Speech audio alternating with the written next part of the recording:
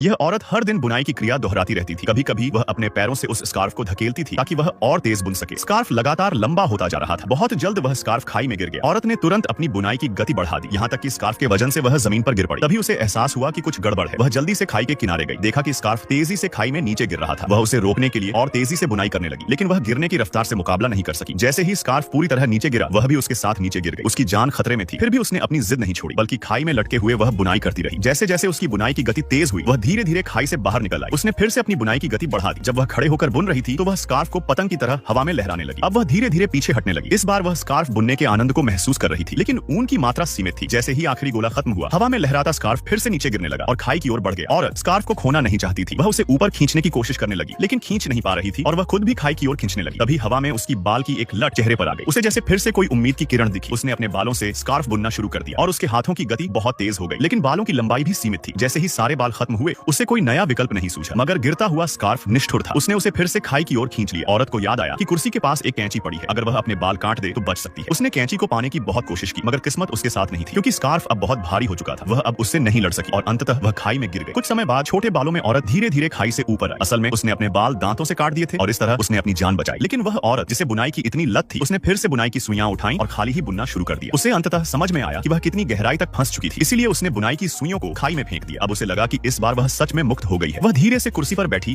और जमीन से कैंची उठाई, मगर अब उसे कैंची के खुलने और बंद होने की आवाज अच्छी लगने लगी। अब वह नाखून काटने की एक नई आदत में उलझती चली जा रही थी। हालांकि उसने अपनी जान तो बचा ली थी, लेकिन अब एक नई दलदल में फंस गई थी।